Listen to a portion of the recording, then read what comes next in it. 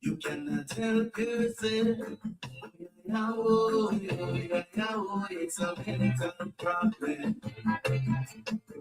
There are so many doors open around to cherish some when vibrations are down, but doors we cannot see,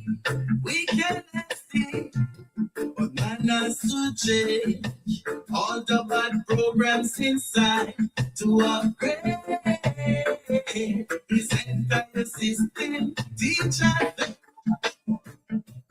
how can you be thirsty while sitting on the well?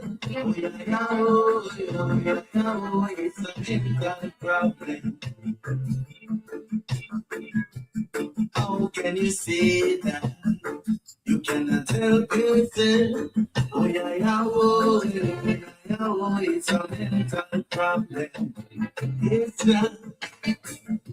I wish that mankind could open their mind, free up their meditation.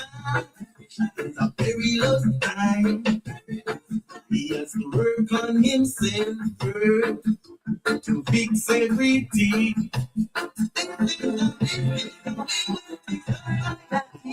Society. How can you be thirsty while sitting on the well? Oh yeah, yeah, oh yeah, yeah, yeah, oh, it's a mental problem. How can you say that you cannot help yourself? Oh yeah, yeah, oh yeah, yeah, oh, it's a mental problem. Mental problem, yes. You're in tune to the midday meditation here on the galaxyofthewe.net on the Blacknificent radio show.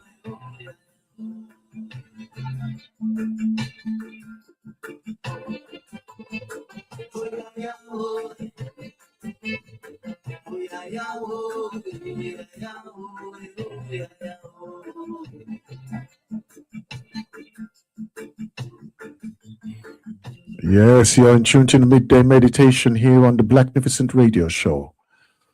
Oh, powers of Brent, man. Powers.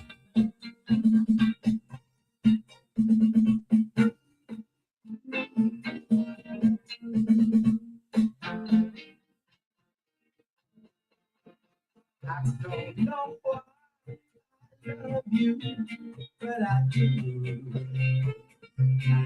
I don't know why I love you, but I do. I only know how to go only, and that I want you only. I don't know why I love you, but I do. I can't sleep nights because I feel so restless. I don't know what to do. I feel so helpless. And since you've been away, I'm running another day. I don't know what to love you, but I do.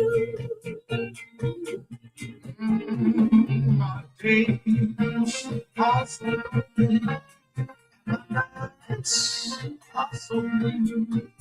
I don't know why I love you.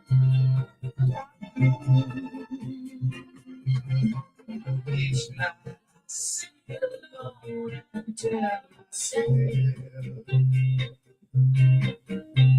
that I will fall in love with someone else. I guess I'm wasting time, but I've got to clear my mind. I don't know why I love you, but I do.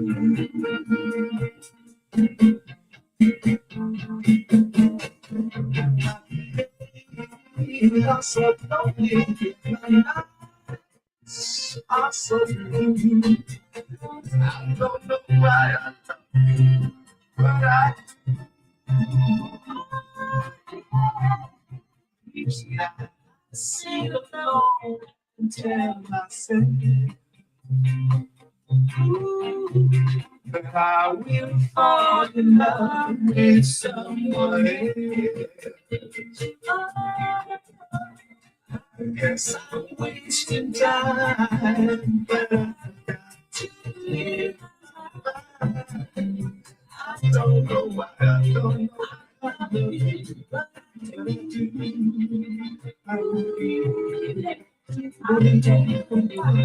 We started off on the moon. Let's get back out. Let's get back out there again.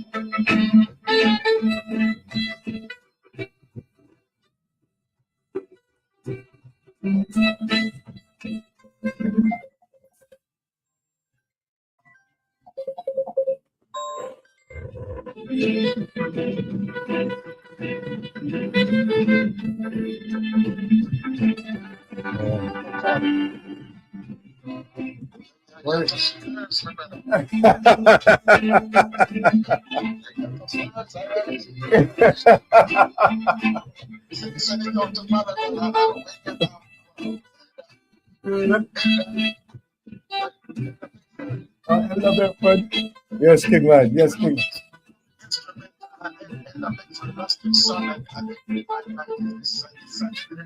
Yeah, man. Yeah, man. He lost it last Saturday. Okay, then. Okay. Yeah. Yeah. All right, then.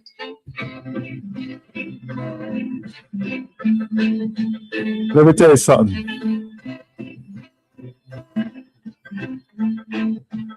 As requested, send out special things, recognition to our elder Beckford, to the loss of one of his siblings them and children. To Elder Beckford, are you this brother? Moonshot.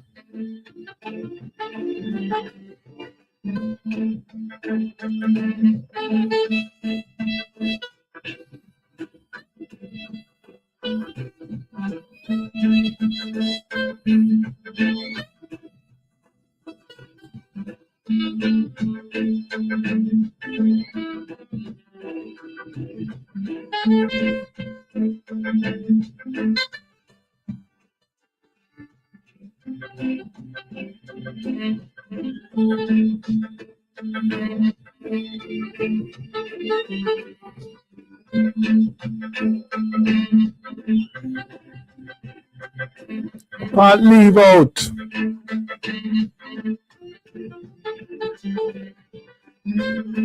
Broadcast.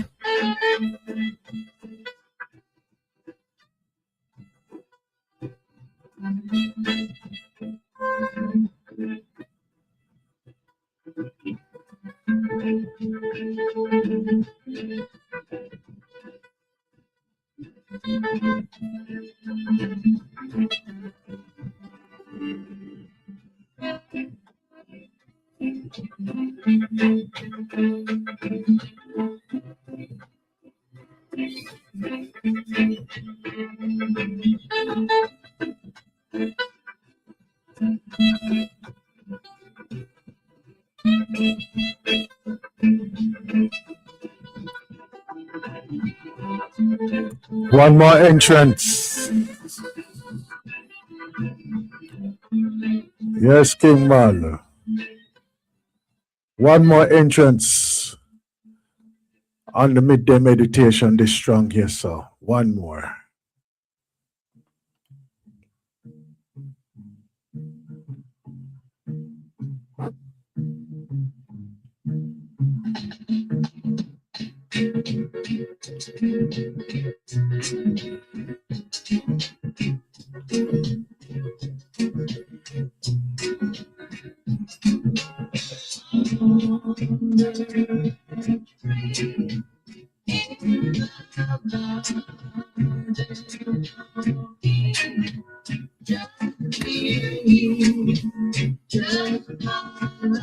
But help me up with some of them goals there, you know.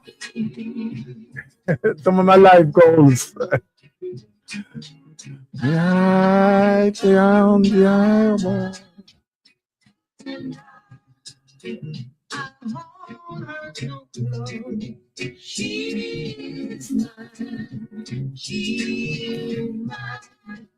In paradise.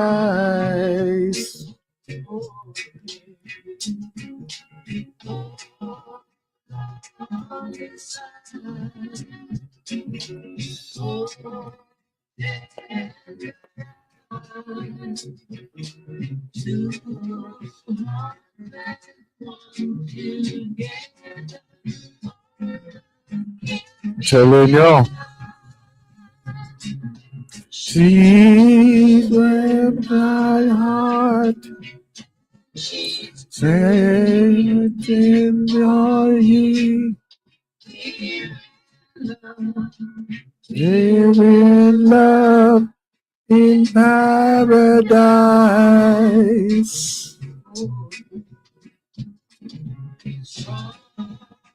Our arms tender are we two in love together for your eternity.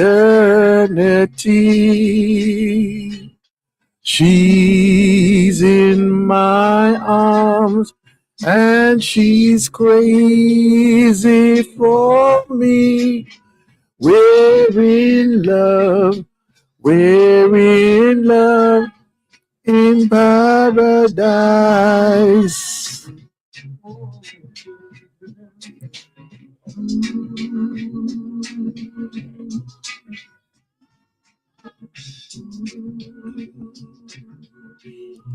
Yes, I. Well, I have to switch it up now, you know. I'm gonna have to switch it up. Hold on. No. I'm gonna have to switch it up.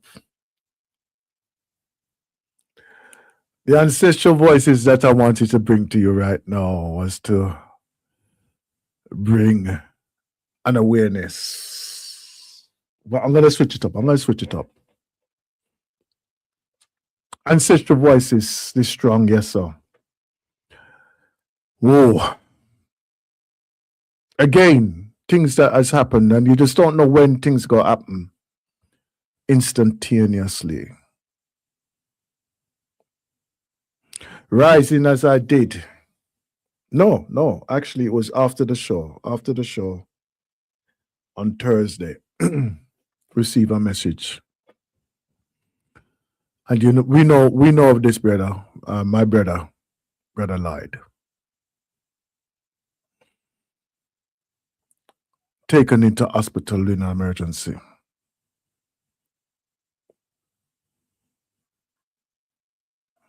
And you know, even after the show that we did last strong, uplifting as it was, it made me draw a breath. Really draw a breath. And of course, I went in there, went into the phone, call him, see what go on.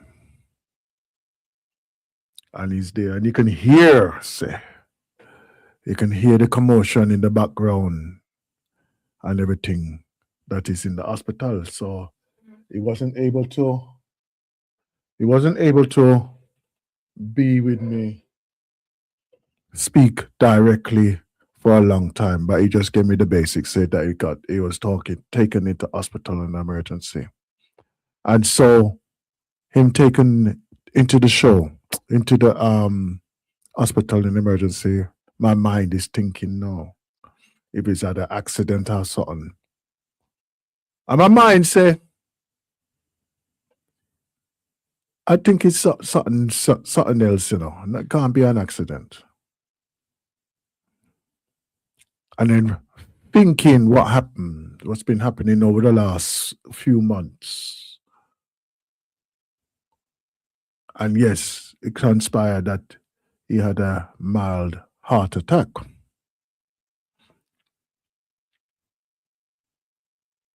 And I would say, over the last few days since then, over the last 7 days, that he's obviously in the hospital there. And he's receiving treatment. He's receiving treatment. But he's also relaying to me the condition that he is experiencing as well. And I'm going to tell you now, I'm not happy. I'm not happy with the experience that he's experiencing there.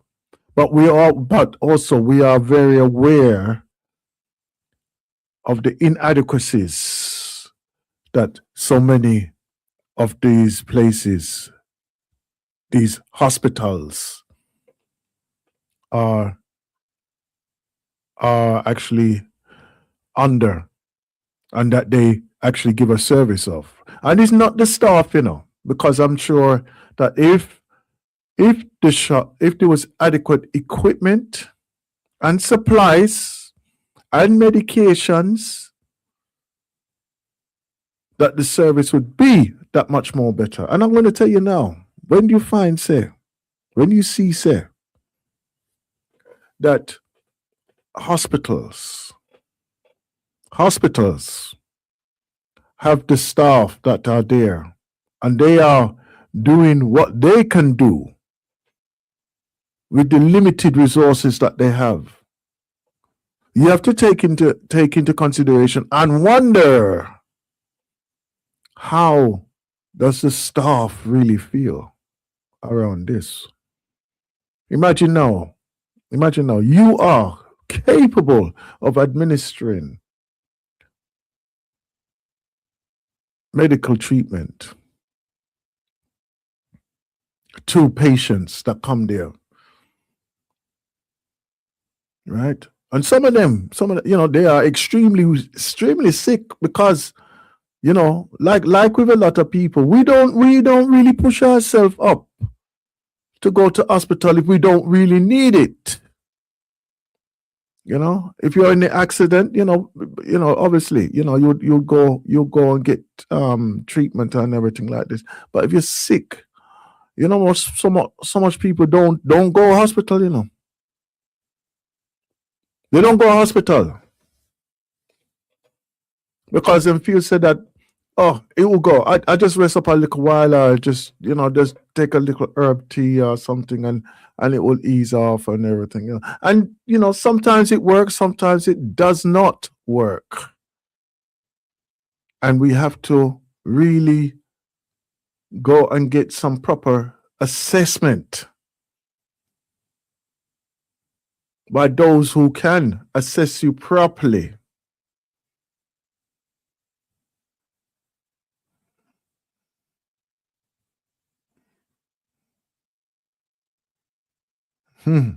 True that. If each person did that, right? He was saying here, yeah, how can we get poor persons in the UK to give £1 a month consistently? Each community would have a private doctor. Yeah. Right. But the thing, what you know, this is the thing. No, this is the thing. is that health health is extremely important for us. Is there a magic formula to it? Some would say yes. A lot of us would say no. Right? We would like to think that there is a legacy of life. But unfortunately, it don't work like that, you know. It really don't work like that.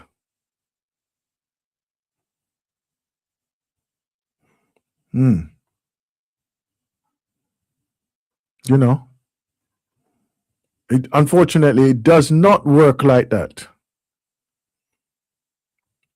But even if we do see that we can do something about it, what are we going to do? What can we do? What can we do about it?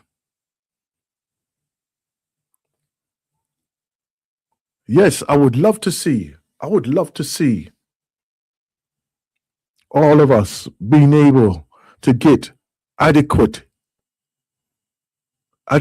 treatment, adequate assessments.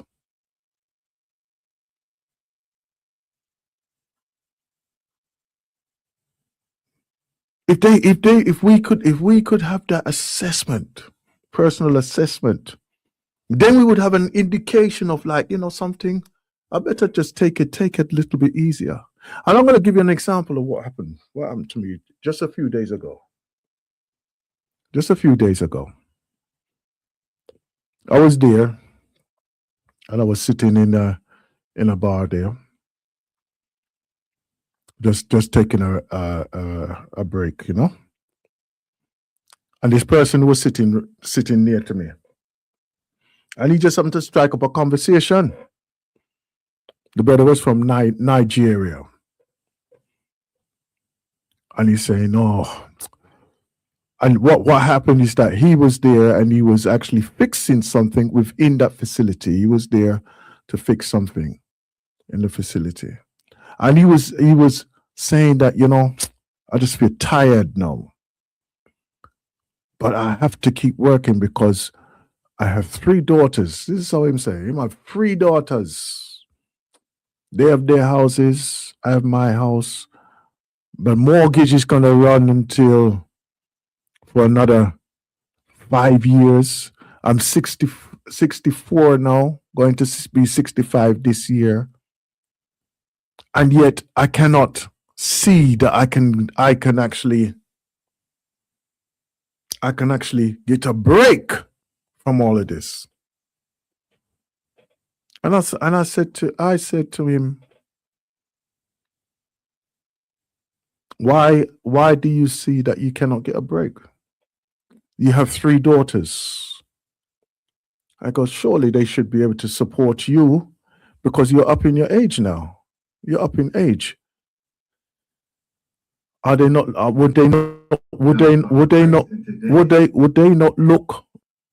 not look to help you in a time of need? And he's saying that, oh, this is how I've been. I go, well, look, sometimes, you just got to say, you know what, I need to change.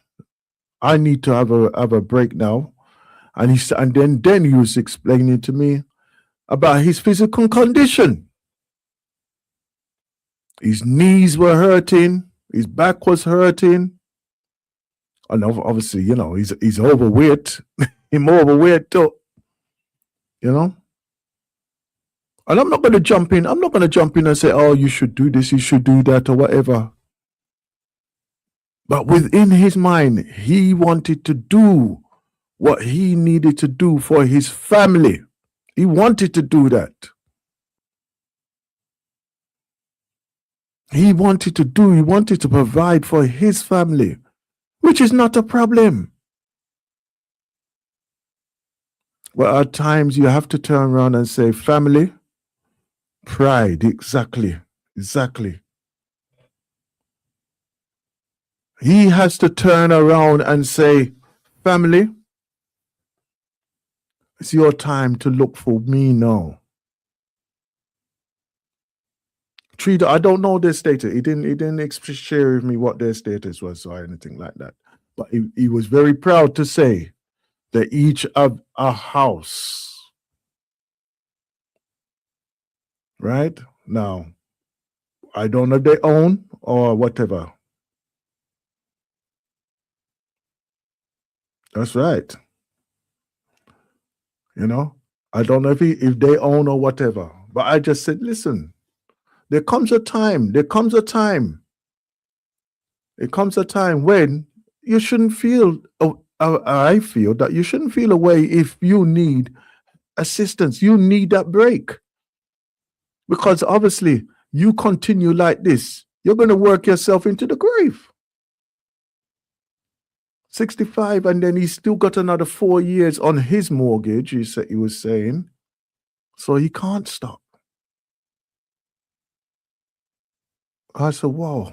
And I left him with the words of like, why don't you try and do part-time instead of the full-time? And he did. He was reflecting on it, and he said, something that would help so much.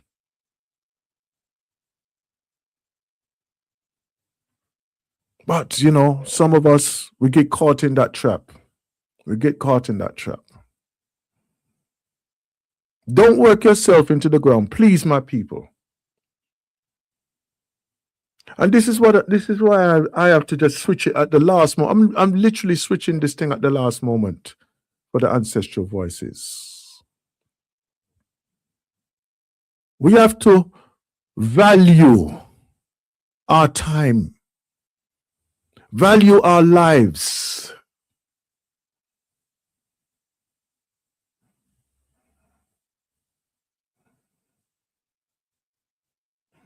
Right?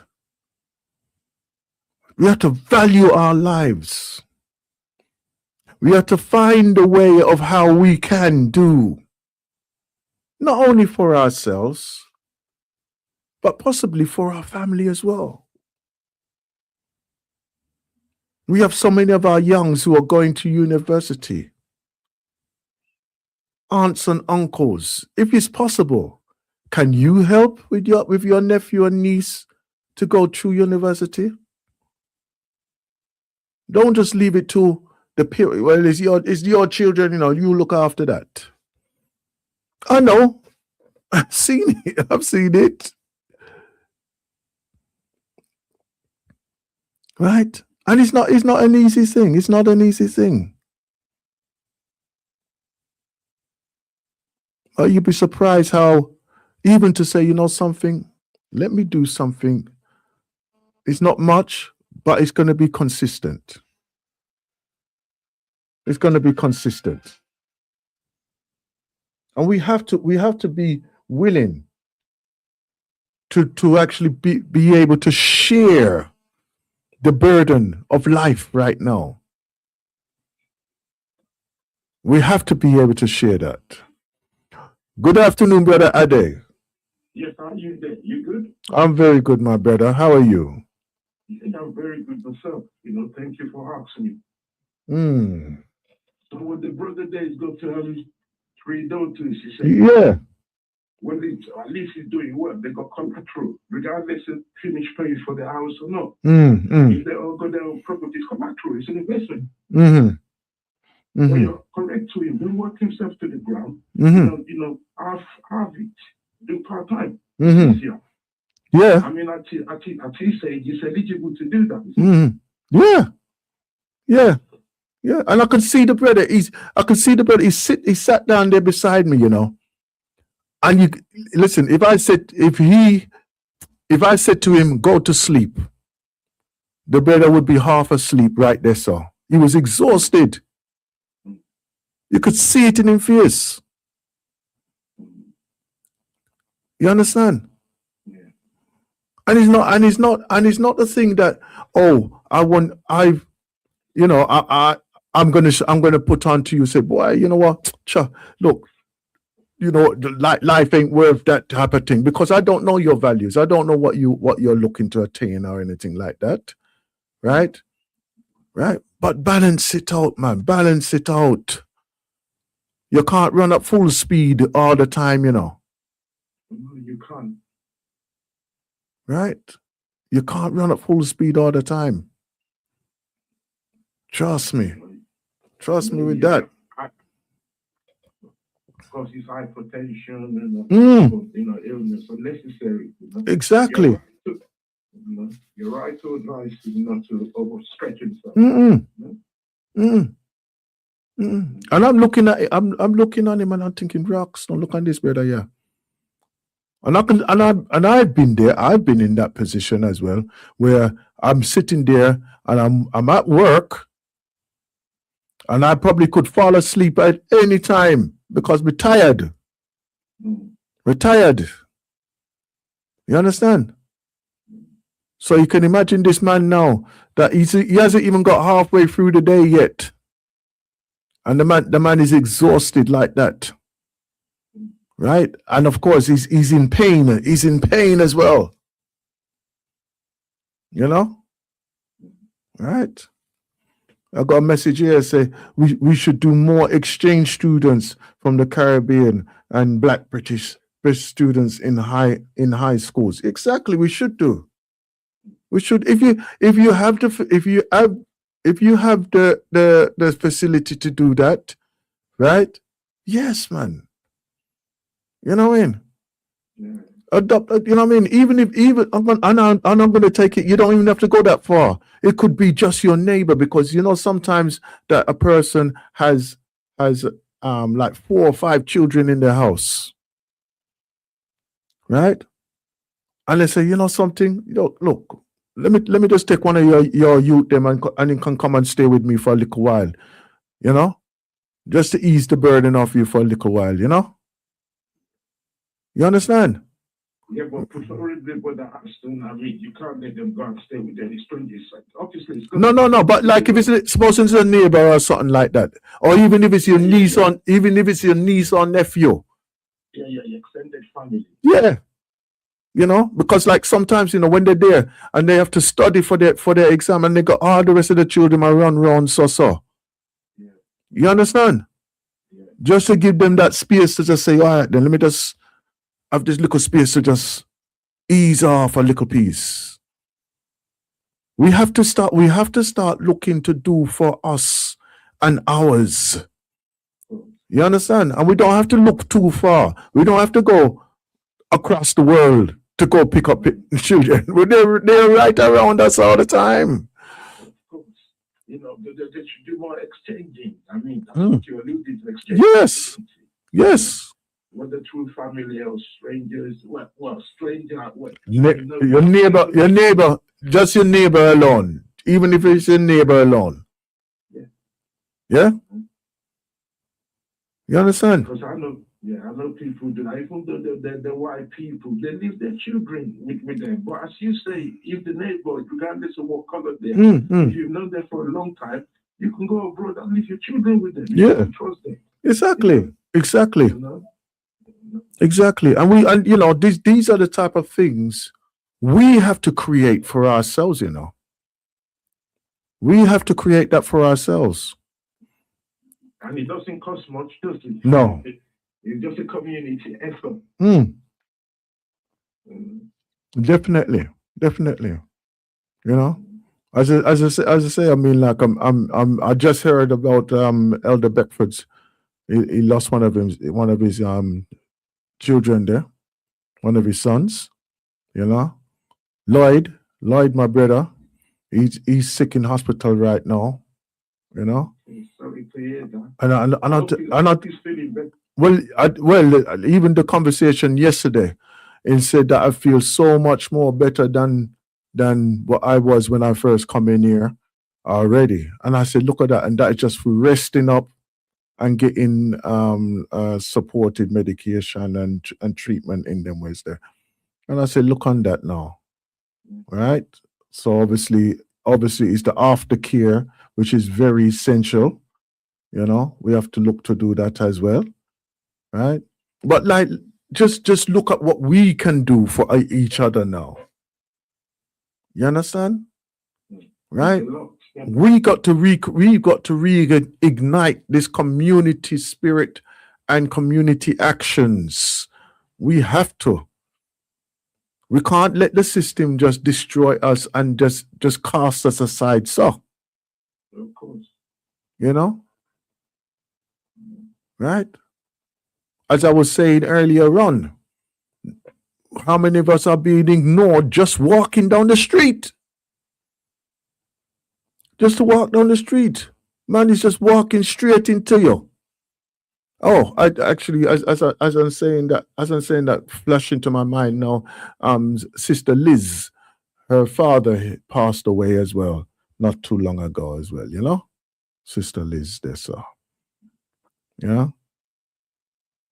So you know, when we think on these things on a regular basis, yes, we can do. What can we do? What can you do? We have to keep asking these questions. You know. You know, us as a race, we need to do more for our community, right? Focus, let other community focus on their community. But they do. And you know, that's just the way of the world. You know, you got to be able to help yourself before you can let other races. Black people have to. And another thing, brother, I noticed about a lot of African people, they don't do research into things. You tell them where there's information, and they don't get it. You know, they never exploit it. They never explore or find out information about it. They rely on information is to be shared. But you can't expect a person giving you information to do everything for you. It's up to you to go and research and find out what it's about. You know, that is the life. Information is shared, but it's up to the other person whether they want to go and find out whether it's factual or non-factual. You know, that's the only way we get back. You know, you see, as you say, you meet people on the road and they walk straight into you. We're a community. At least if you can't support them, you could give them advice, like you did with the African man who got 3 daughters. You know, that you can a complete stranger to me. Never seen the man in before in my life. You understand?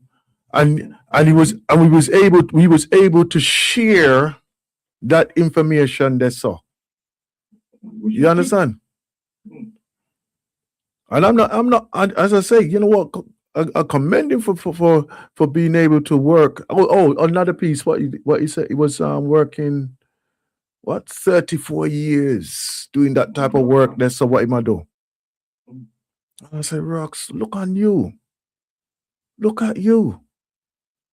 34 years.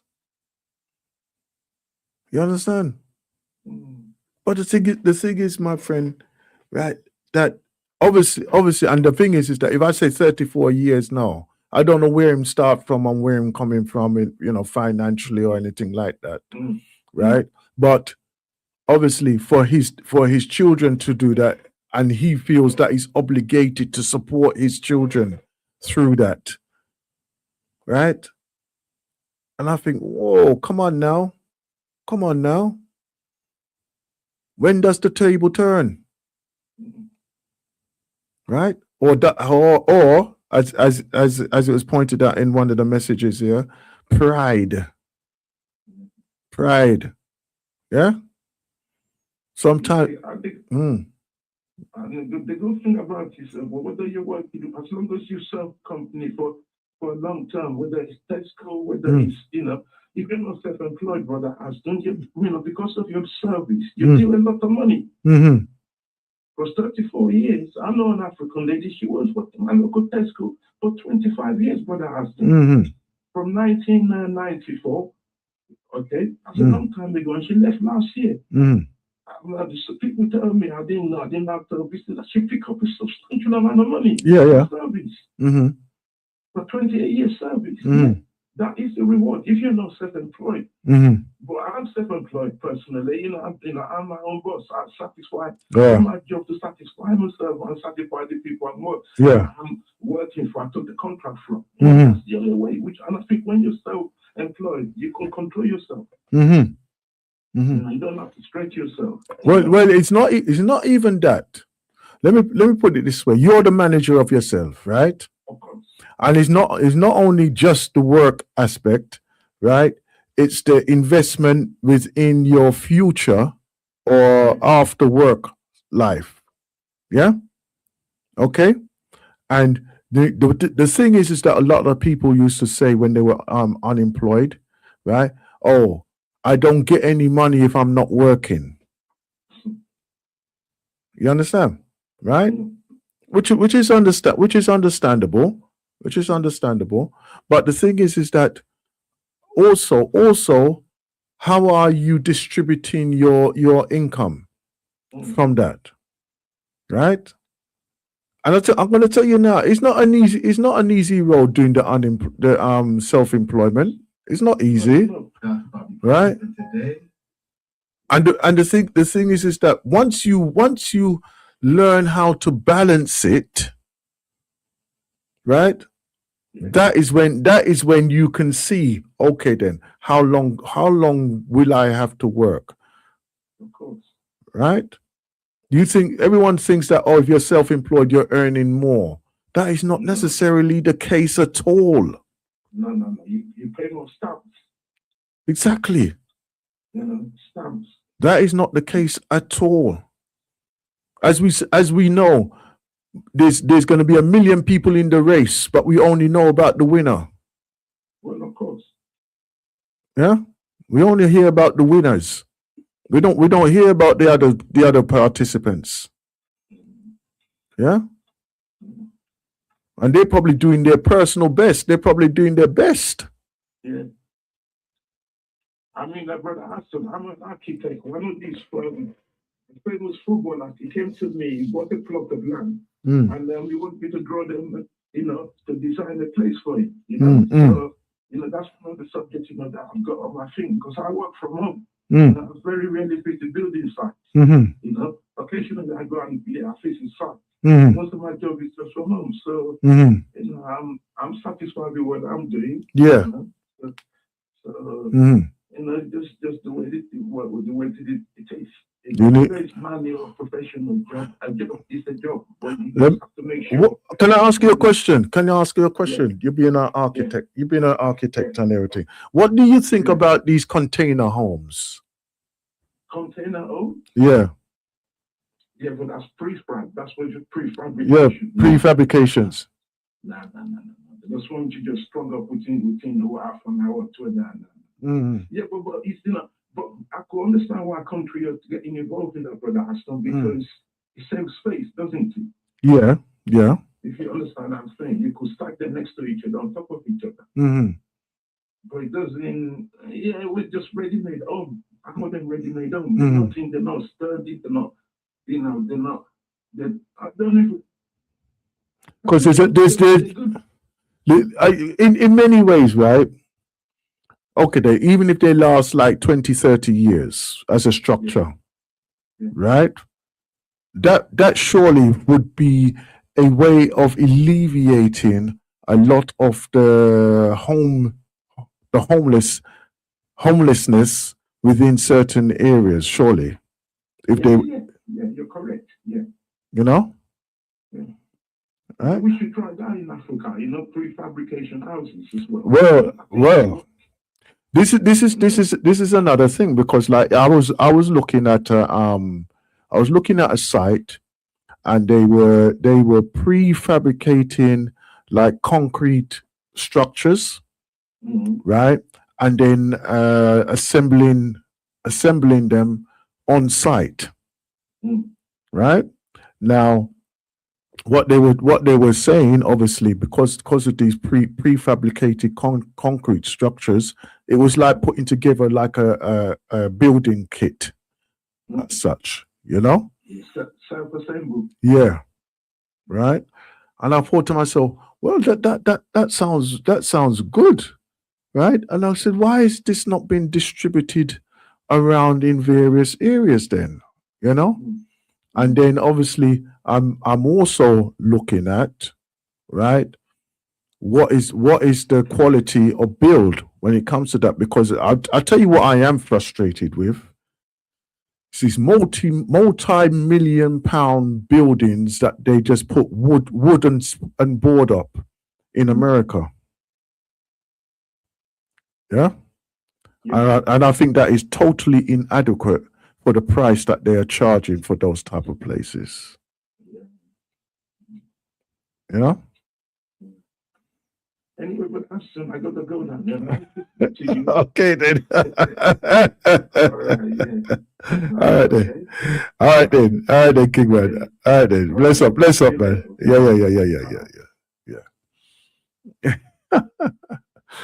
All right then, brother Ade there. What's on that one there? Let me just give you some of this one here. Health. Just these Health. two things, and you can heal anything. I'm gonna repeat that one more time. If you do these two things, you can heal absolutely anything. Mm-hmm. Now you have to remember, bodies are designed to heal themselves. Okay, our bodies have intrinsic mechanisms that not only fight to prevent disease, but actually can heal disease as well too. We have stem cells that can regenerate tissue. Okay, we have an immune system that is like the entire military, Navy, Army, Marines, et cetera. We have clotting mechanisms in our bodies. We have a microbiome that is capable of producing antibiotics, its own antibiotics in our gut. All right, so our bodies are designed to heal themselves. Mm-hmm. Okay, but you got to do these two things. And if you do these two things, you can heal anything. All right, it doesn't matter if it's hypertension. Okay, I'm going to tell you how one of the things that I'm going to mention most of the times when you have hypertension is because of this. All right, if you have allergies, okay, same thing with allergies. These two things are the primary thing that you need to do. All right, to rid yourself not only of the symptoms of the allergy, but the allergy itself. Okay, hormonal imbalance, cancer, diabetes, autoimmune conditions. All of these things, if you do these two things, you heal anything. All right.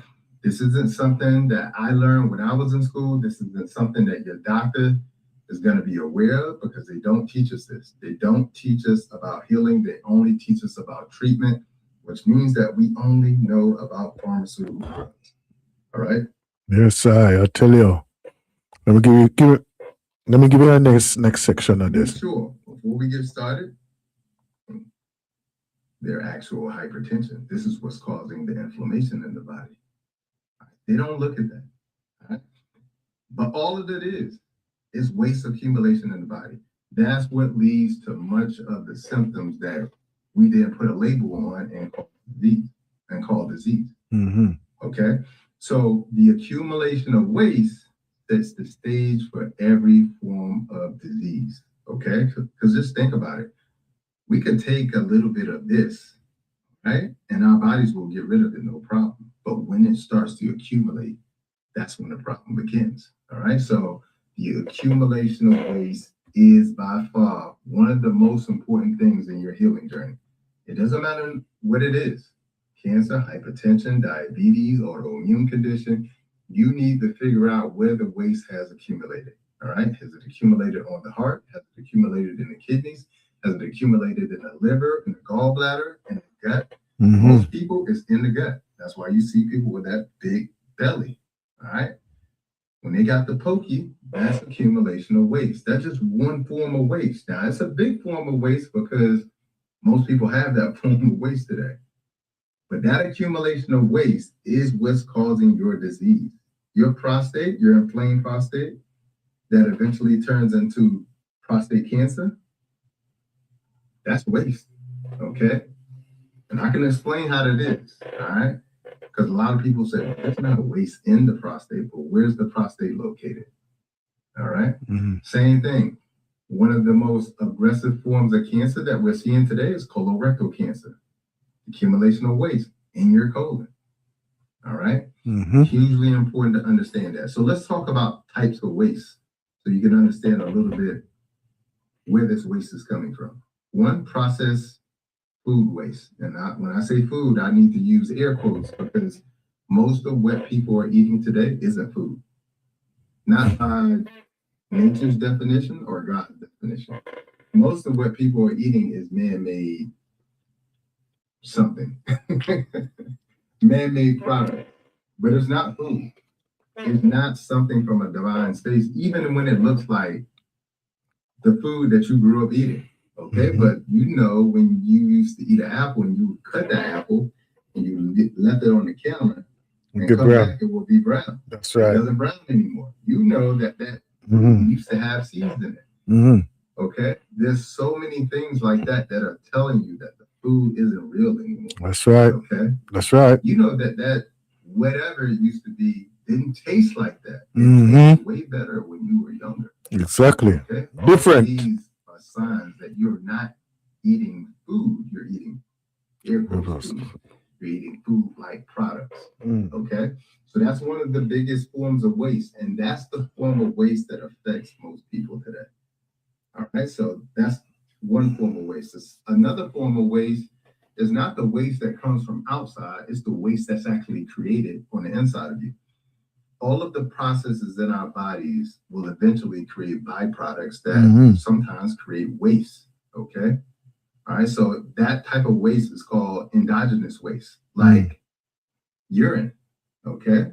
Now you may say I pee my urine out, but unfortunately, when the kidneys don't filter properly, you're not urinating all of your urine out. So that uric acid that you call urine is accumulating in the body. And when acid accumulates in the body, it makes you more acidic, especially in the kidneys. Okay, but that backs up in the blood as well too.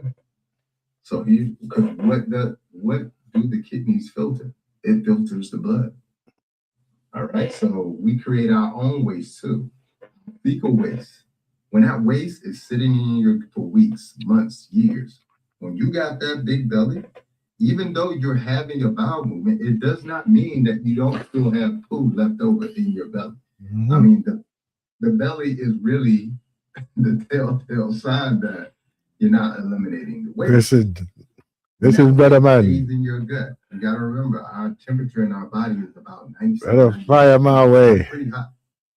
When you have food sitting inside of a pot, all right, let's just think about this. Put food inside of a pot, sit it outside on the concrete in 98-degree weather. If you come back a couple of hours later, that food is not going to be good. You come back a day later, that food might have all kind of bugs on it. That's exactly what happens to you when you're not pooing. Okay? You should have a bowel movement every time you eat. If you eat 2 meals a day, you should have 2 bowel movements. All right? How my bowel movements work. And I know that sounds crazy. In and out. Meals a day, I'm going to have 3 bowel movements. All right? In and out. Telling you that your elimination of waste from the colon is frequent. This is what's going to decrease your risk for colorectal cancer, for irritable bowel syndrome, for polyps, and so many other things as well too. So we have endogenous waste that comes from fecal waste as well too, and that waste leaks out. It leaks out of the bowels as well too. This is what sometimes can lead to reproductive issues.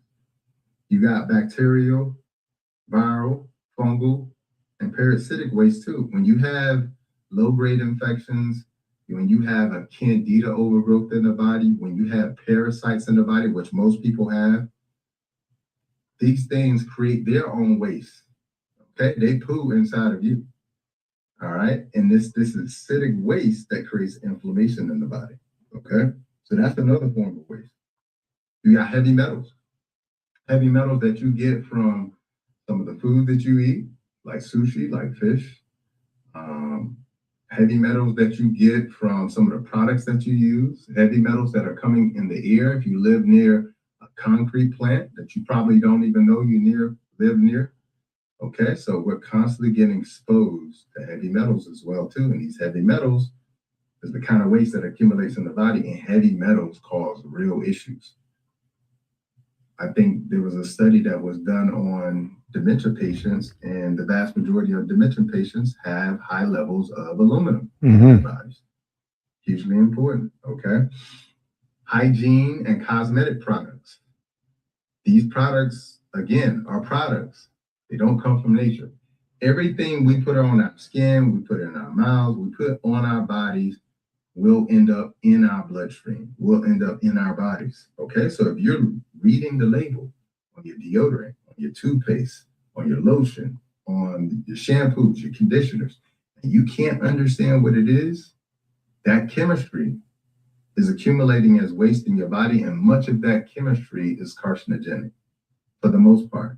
All right, if you're not getting natural products, everything we use, from the shea butter I put on my skin to the toothpaste that I use, whatever I use in my hair, everything I use, I can eat. Okay, that's how it's supposed to be. If you can't eat it, you shouldn't put it on your skin. You shouldn't put it in your eyes, on your hair. You should not use it. All right. You got waste that comes in the form of supplements. I know people who take 10, 20, 30 supplements a day. Okay. Most supplements are just expensive urine that accumulates as waste. Okay. That's just the truth. That's why you make. But it's also emotional waste or negativity, mental waste or negativity, okay? Trauma, all right? Everything that comes in our body, that comes in our experience has to be eliminated, all right? It comes by the exhalation. Imagine holding your breath infinitely. That's what we do when we hold on to emotional baggage and, trauma and mental things and negativity and guilt, shame. When you hold on to that, that accumulates as waste too. I talk about this in my book, Life is My Guru. All right. A lot of people eat well, work out, and they're still sickly because of this kind of waste. This is probably one of the most dangerous types of waste. So this is why, and I'll talk about it in a second, but this is why when I do my group detoxes, this is one of the focuses that I have during the group detox. You have to let go of trauma, emotional and mental negativity, because if you can't let go of things that are not physical, okay, mental, emotional, traumatic experience, if you can't let those go, your body won't let go of physical waste. Hugely important. All right, so number one thing you got to do, waste removal. I give you a few solutions at the end. All right. The next one, which is shorter, is proper nourishment. You must properly nourish yourself.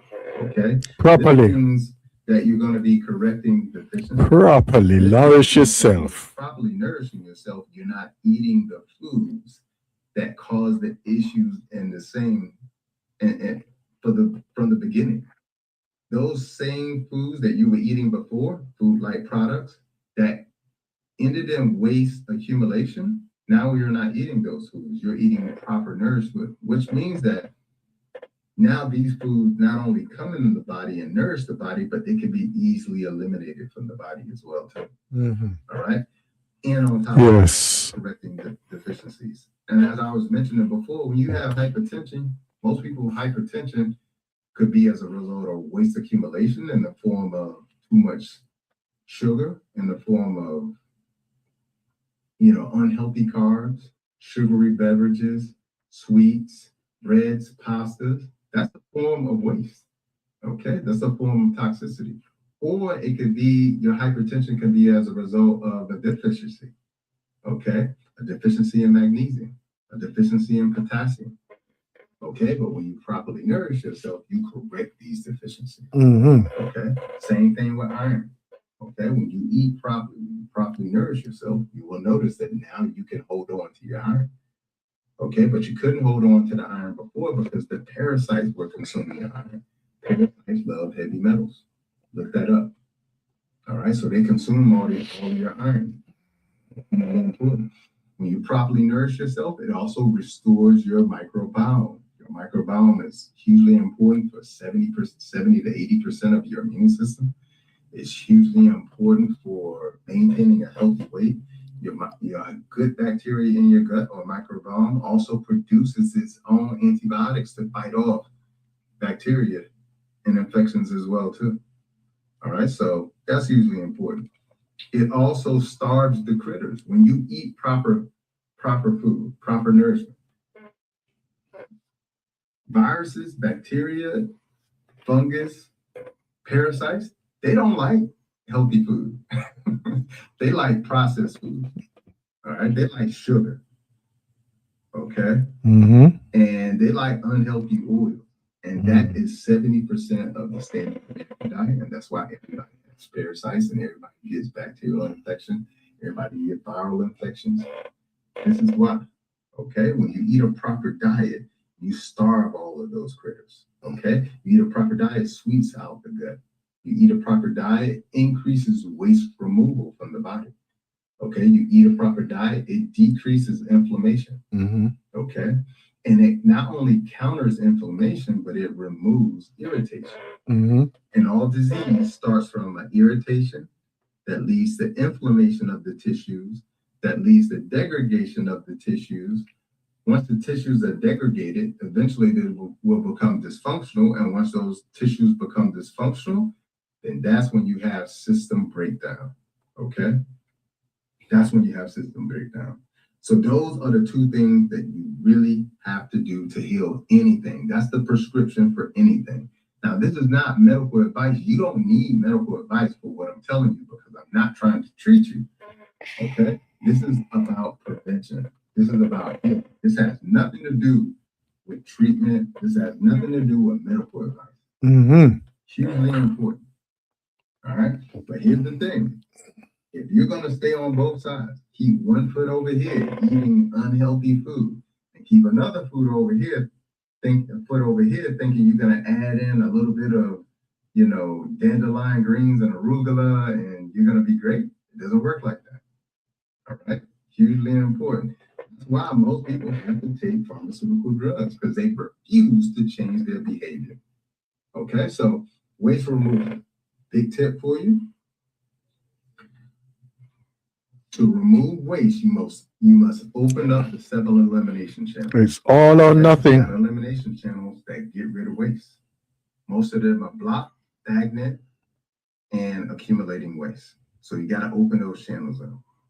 You then have to jumpstart the detoxification organs that push out that waste to those 7 channels.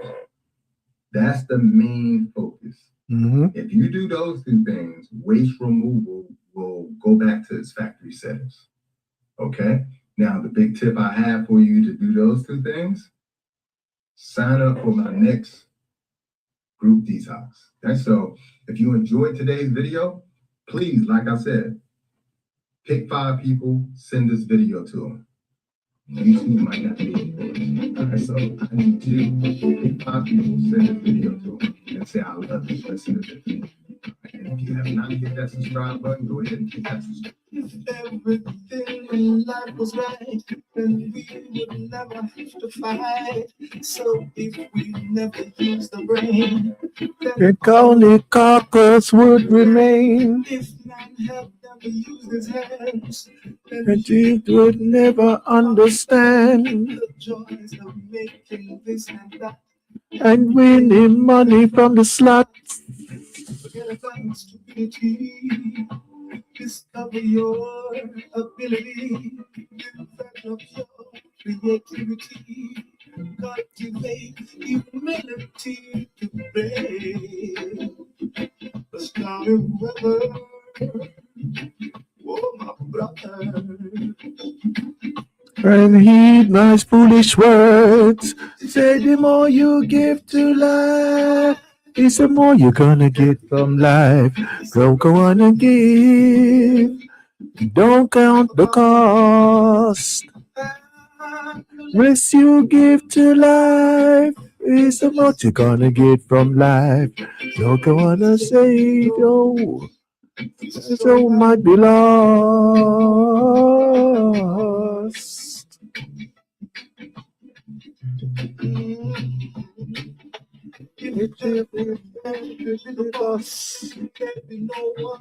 To groom the horse.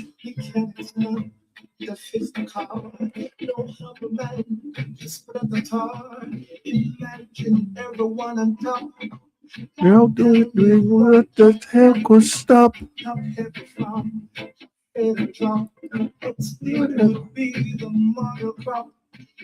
It's time we learn to be satisfied. Okay, resources running dry. Too much have you get rid of some. There are too many who have none. Oh, my brother,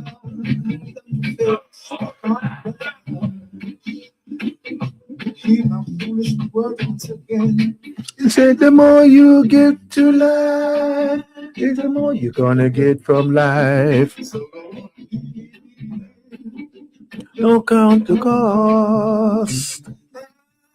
The less you give to life is the less you're gonna get from life. So say you don't. You say that we lost.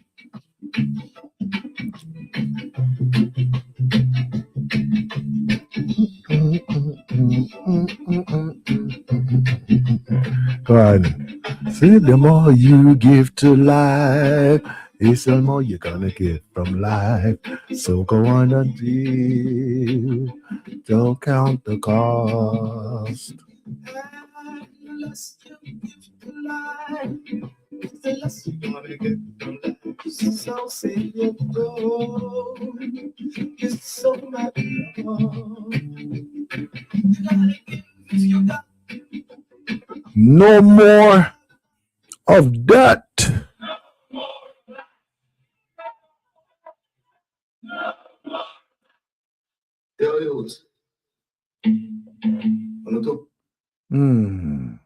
You see you? Come. I'm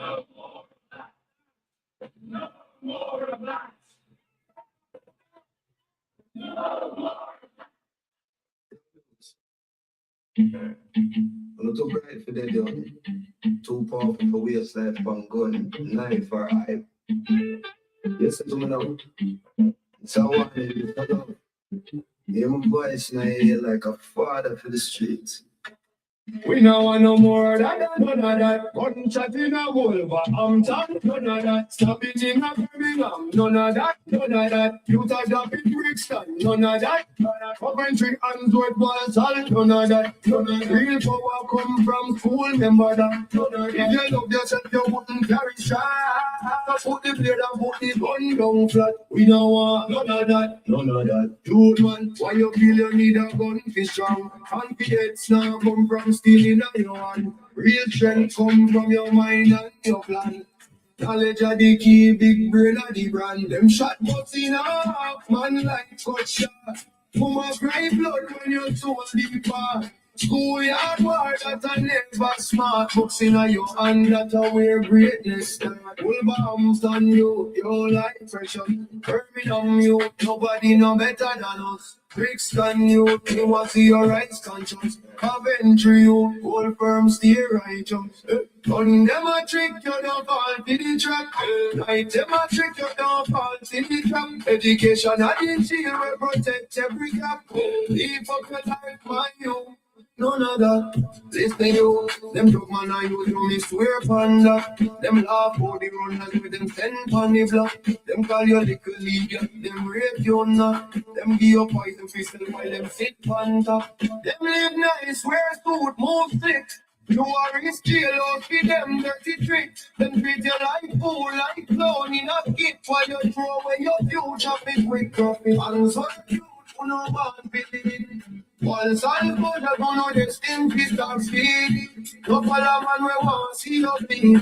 Pick up a book, one plant and you see. Me say put it on, the knife and the gun. Put it on, youth man rise up. Wear your crown, No more violence round town. None of that sound, none of that sound. None of that, we don't want no more of that. None of that, gunshot in our bomb. And none of that, stabbing in our Birmingham. None of that, youth are falling in Brixton. None of that, Coventry, Ancestorial, Walls, none of that. Real king study, remember that. None of that, if you love your life, you you wouldn't carry strife.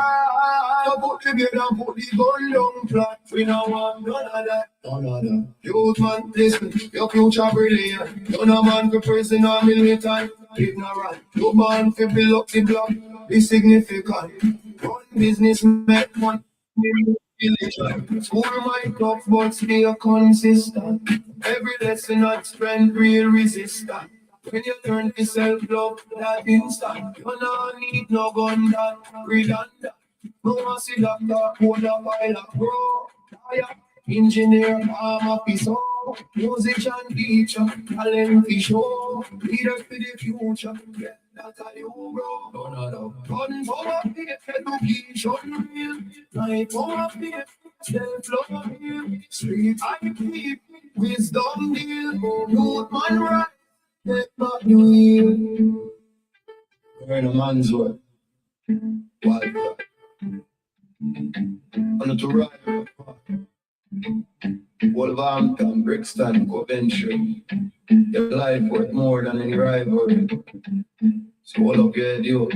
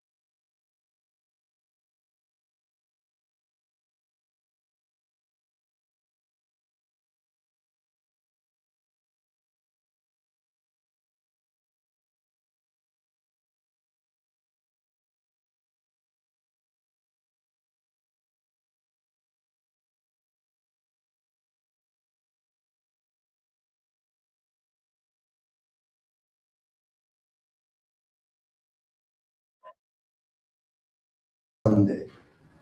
And obviously, I didn't want to go. So when I arrived here, I noticed that my mother, which is my grandmother's daughter, were not going to church. And I thought, that's strange. Your mother goes 3 times a day and you're not going at all. So I said, Mommy, why don't you go to church? And she said, well, I went to church some time ago and the vicar called me aside at the end of the service and say, thank you, Mrs. Kenlock, for coming to church.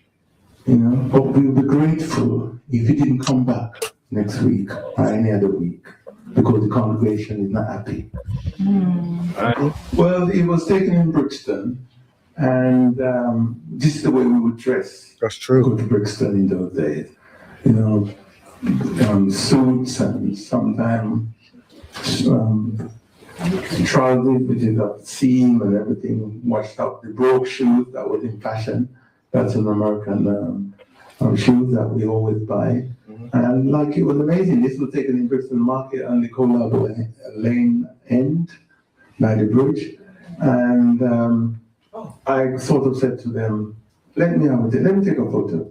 But obviously this, my good friend, Doc Costa, didn't really want to be in it because he was like looking. And I took the photo and that was it really. This is a man called Mr. Witter. He's a property developer. He's Jamaican. Came to this country and started to renovate properties and let them out. Yes, sir. He's very successful, well known in our community.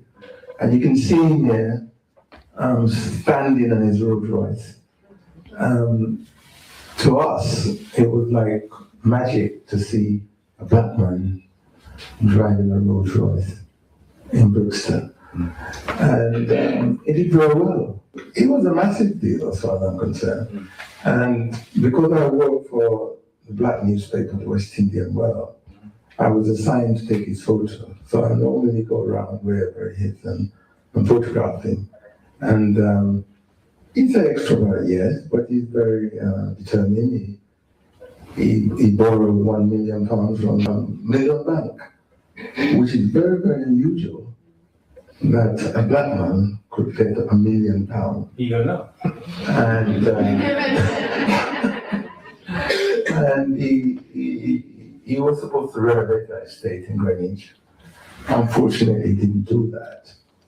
So the Midland Bank, foreclosed him and took away all his property, every single thing he had.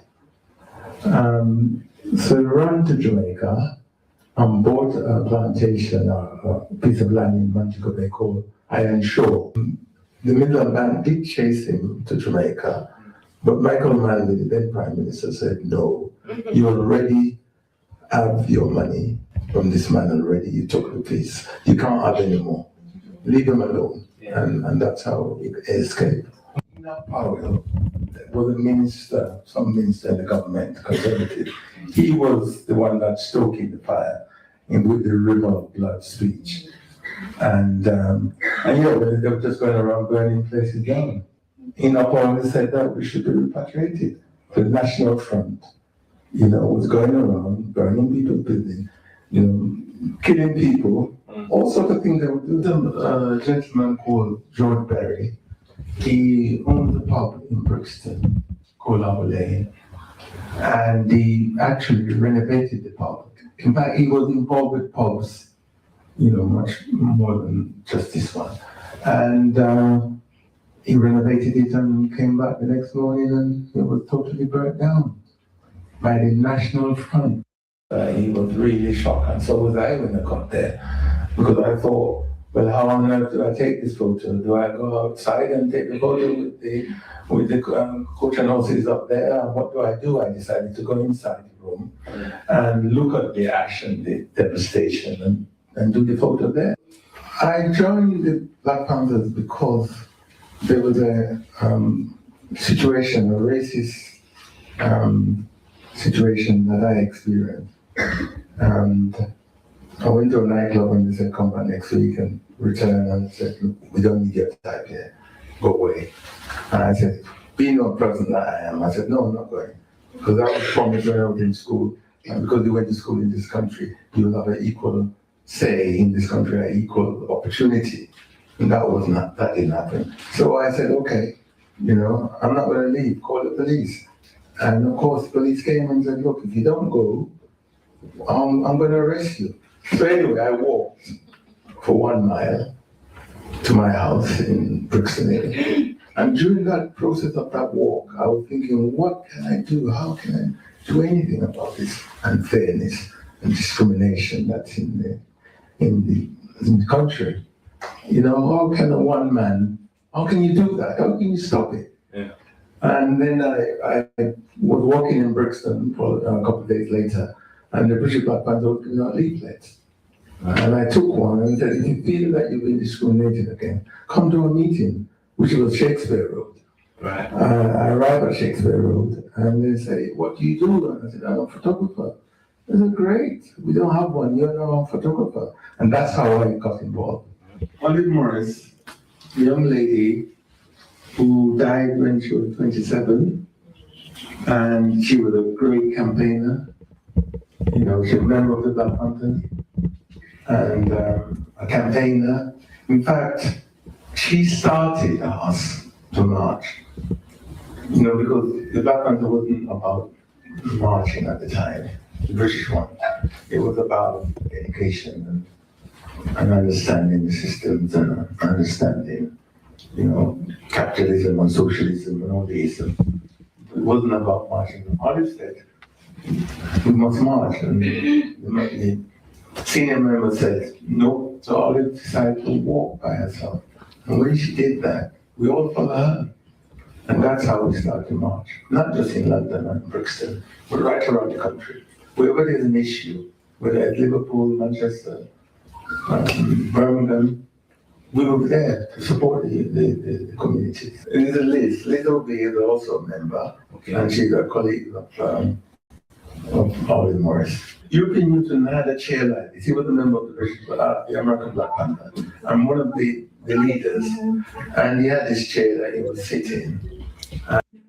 And Oliver and Liz purchased an identical chair, which is this one, and they wanted a photograph to be in that chair.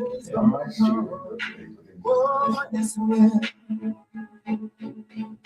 It's been too living, but I'm afraid to die. I don't know what's up there.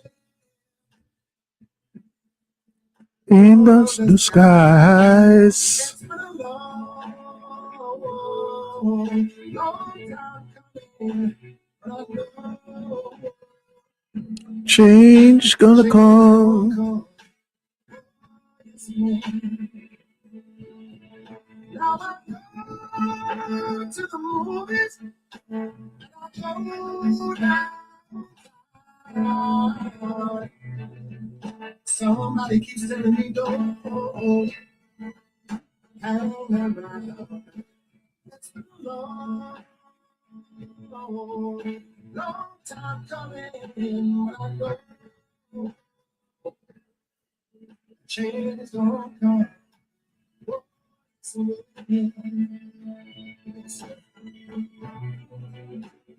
now I go to my brother, and I said,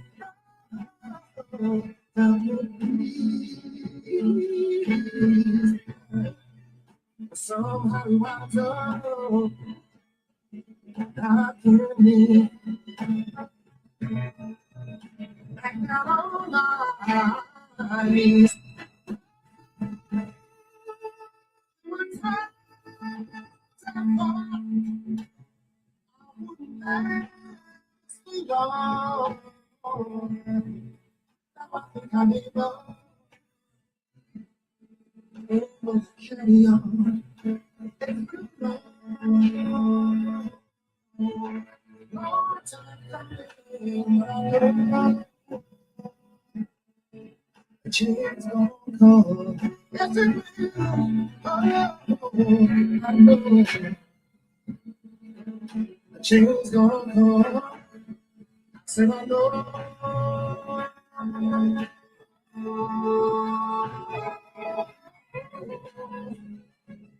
The change is gonna come.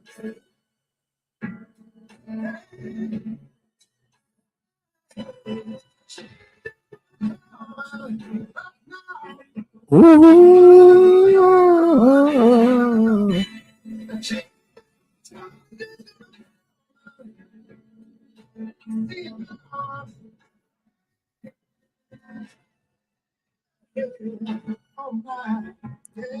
Yes.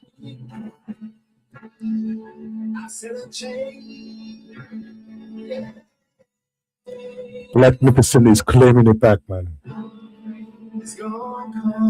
We're claiming it back. We're claiming it back, man. We're claiming that tune back for ourselves. Come on now. Revolution has not been over yet. Here we come again. Here we come again. Who really cares? Leave a world in despair. Who really cares? You're in tune to the galaxy. You're in tune to galaxyfre.net.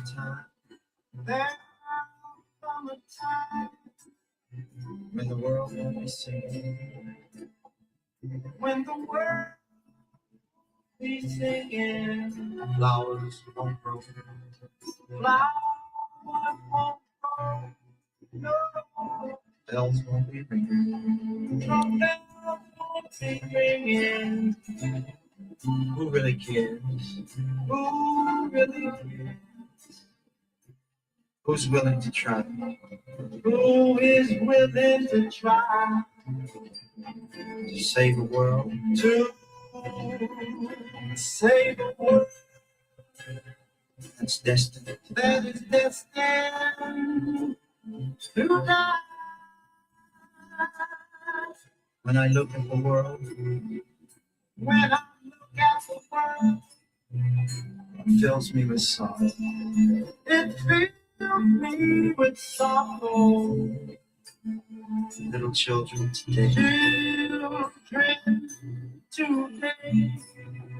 Are they going to suffer tomorrow?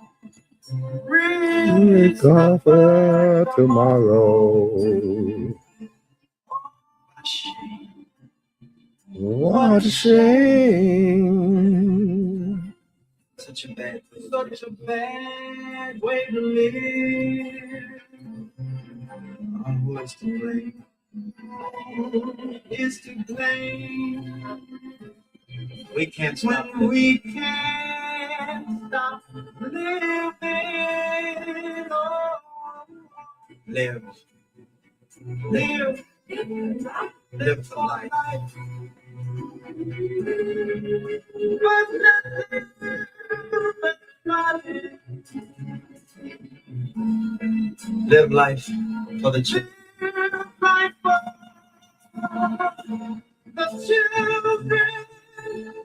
Oh, for the children. See, let's save the children. Let's save all the children. Save.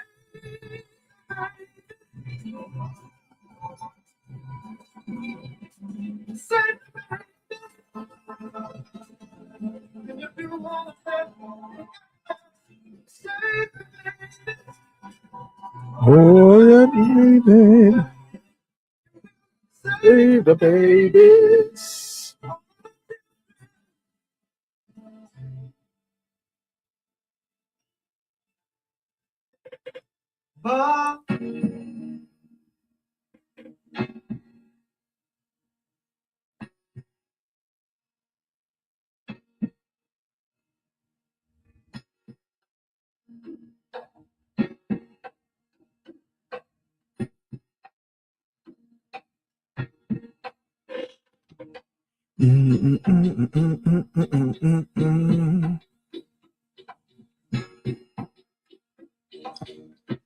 You say?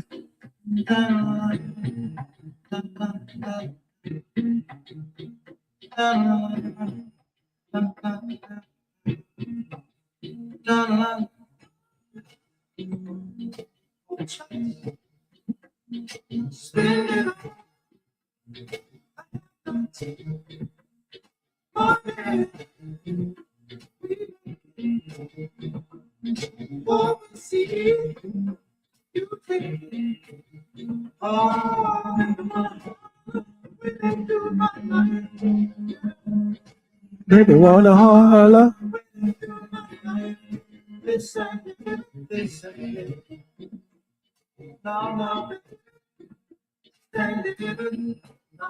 This ain't living. No, this ain't living.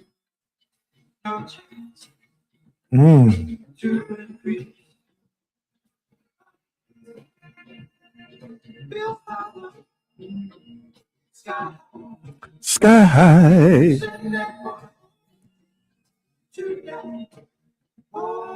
Makes me wanna holler.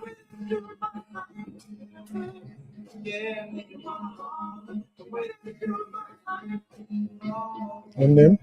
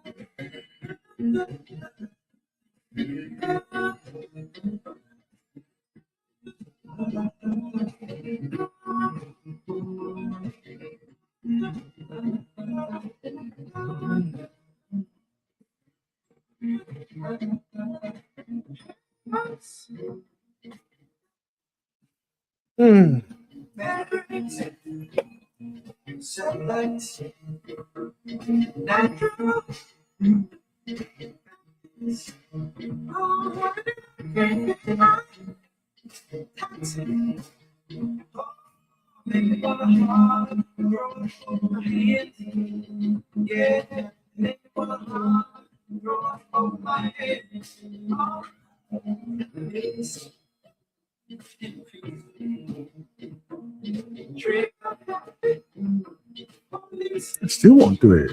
What's going on there?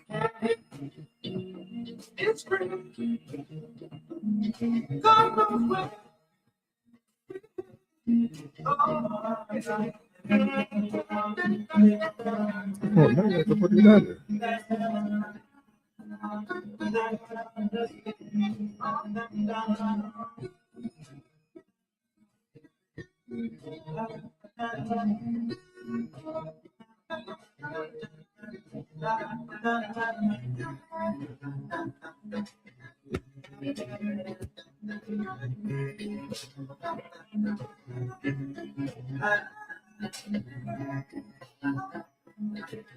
$3 million.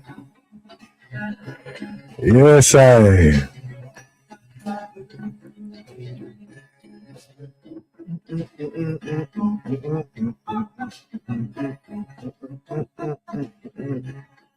Makes me want to holler.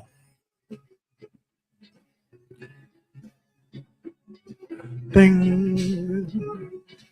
Bang.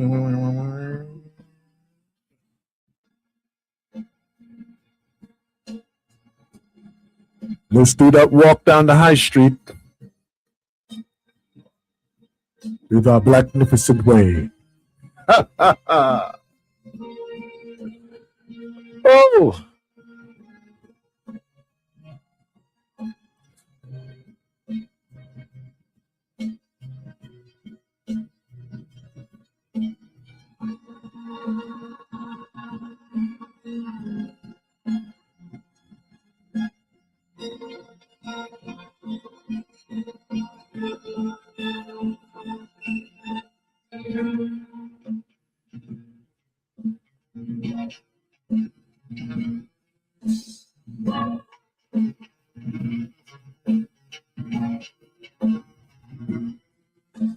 If you see me, that's it.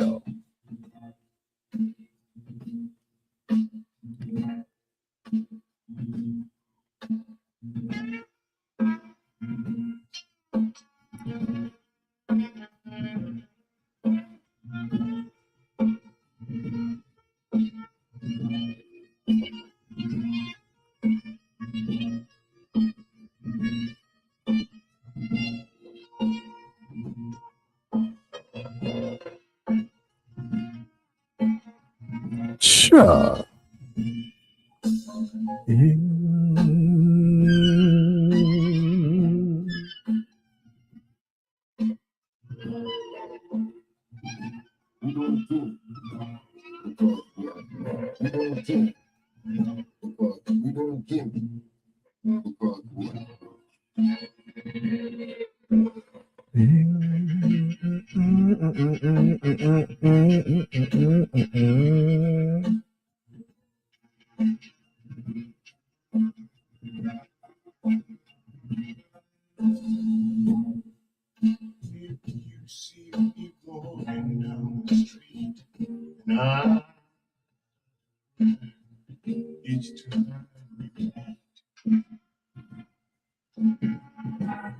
Walk on the line.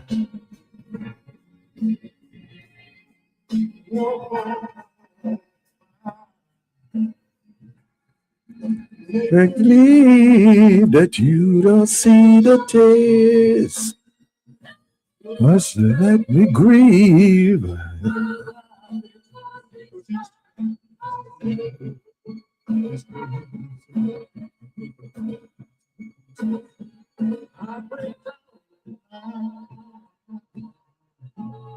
Oh, baby.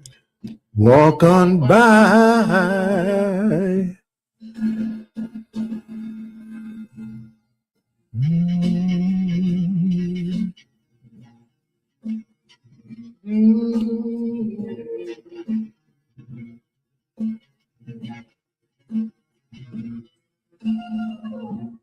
I just can't get over losing you. So if I see Mary, please walk on by. On by. But you don't have to. This and the sadness you gave me. I just want to.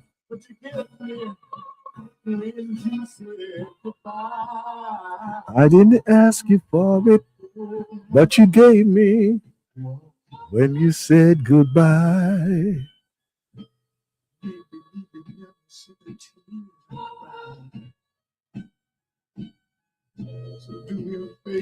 Yes, I.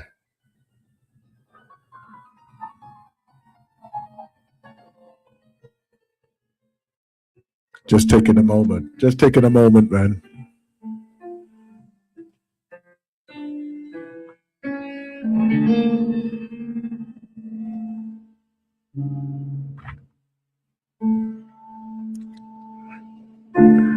I've been so many places in my life and time.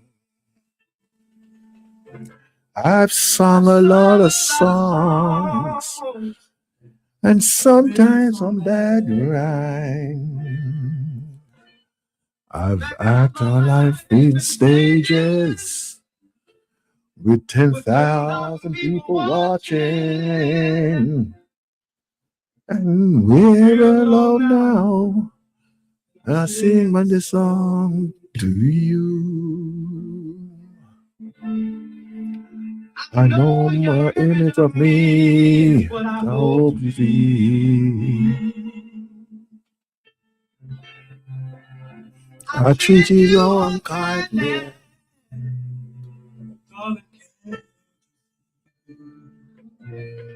There's no one more important to me. Can't you see through me? So we're alone now. And I'm singing this song to you.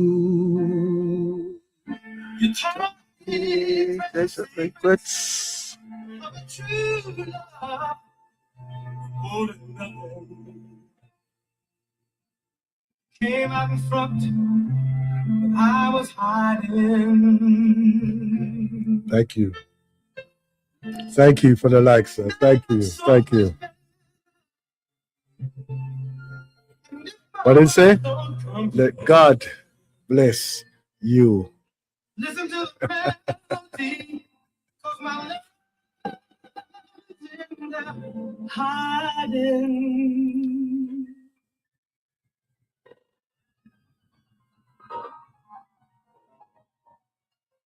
Boom.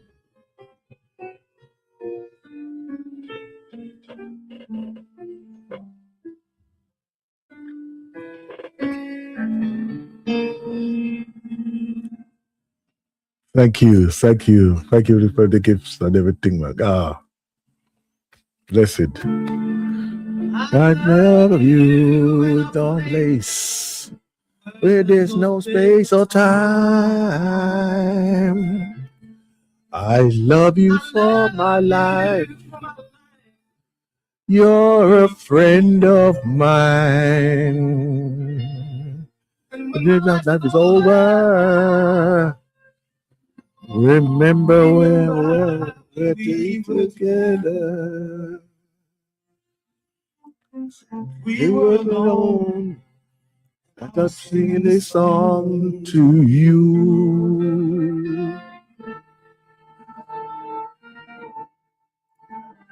I love you in a place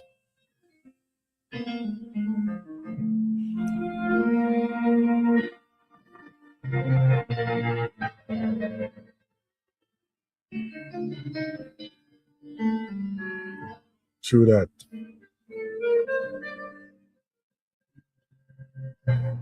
True that.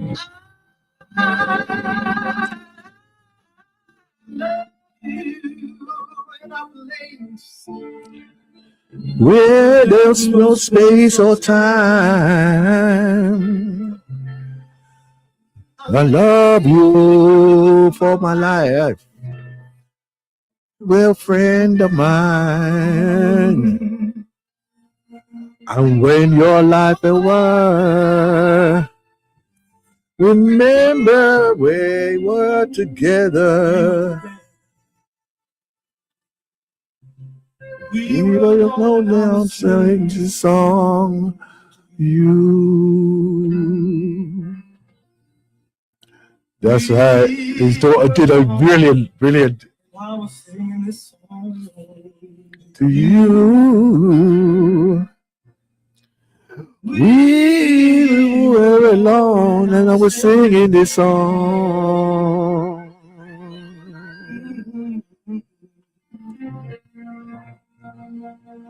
Singing this song to you.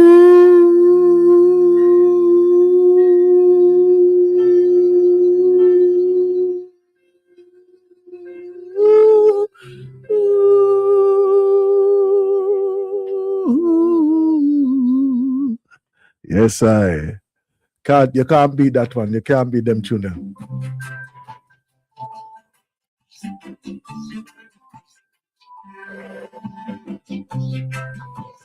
Can't beat them tune them, man.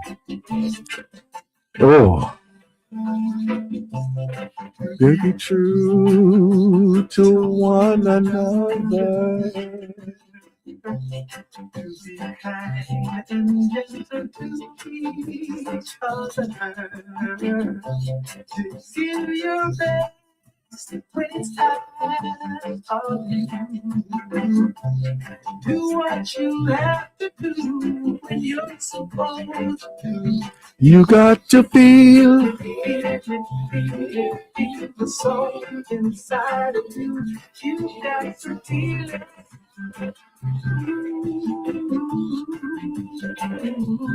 You got to feel the soul down inside of you.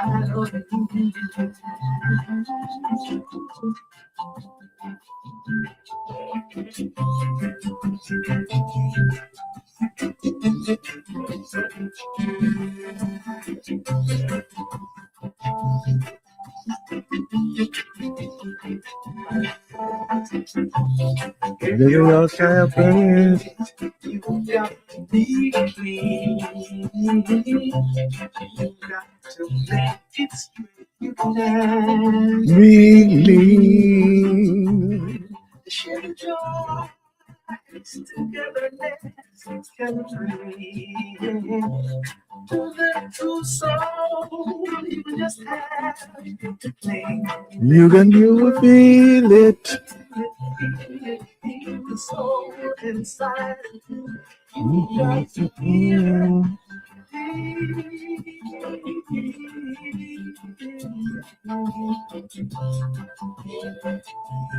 You got to feel the soul inside.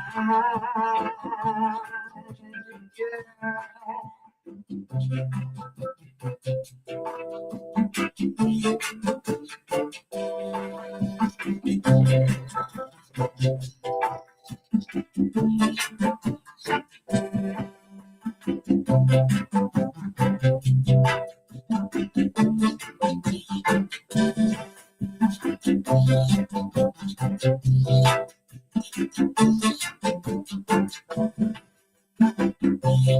To be true is such a beautiful thing to be. Like when you do something and you know it's good, then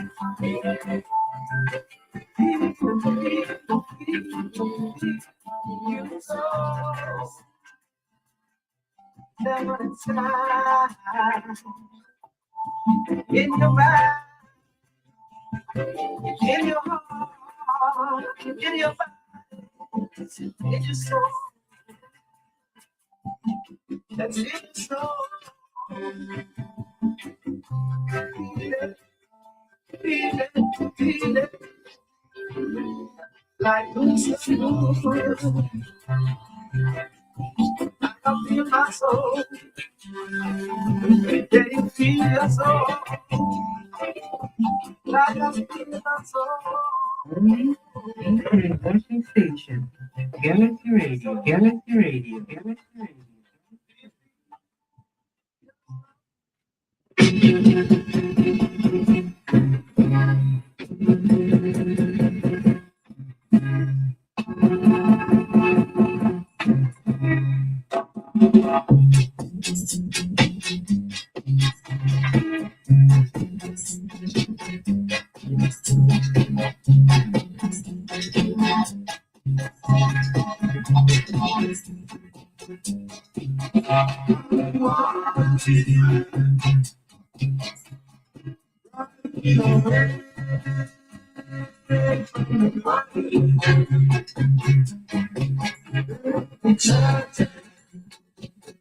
Don't they always want to charge I?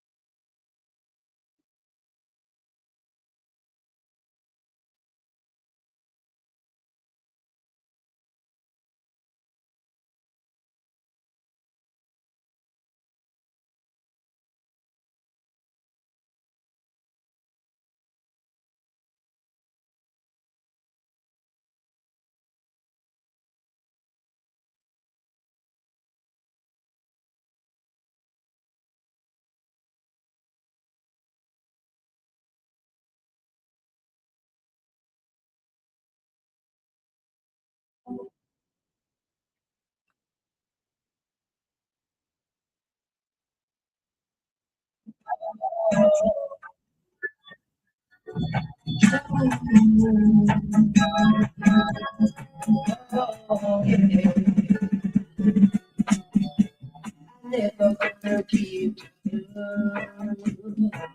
no matter what they do. I never gonna keep you, no matter what they say. Oh no, oh no, oh no.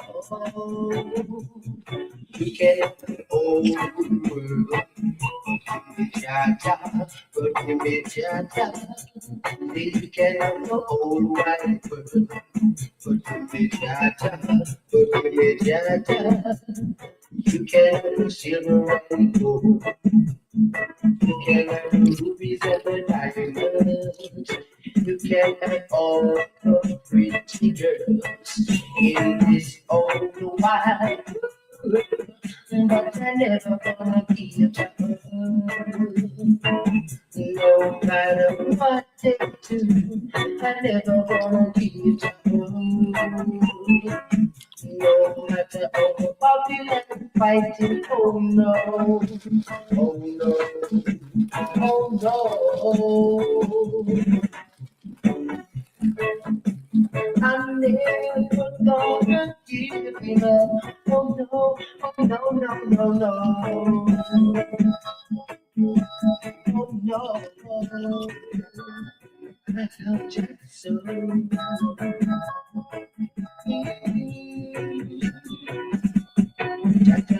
Oh, in his hands, in his hands, Papa got the whole wide world. In his hands, in his hands, so we got to reach out. I know we got to young and old. So what do you see in vanity and lose your soul? I never wanna be a devil, no matter what they do. I never wanna be a devil, no matter how the popular fight. I never wanna be a devil, no matter what they say. Oh no, oh no, oh no. Jah, I love you forever. Oh, personally, I'm never gonna give it up. Never, never gonna give it up. Never, never, never. Oh, Jah, I'm never gonna give it up. no, no, no. Yeah, I really love you so. Oh,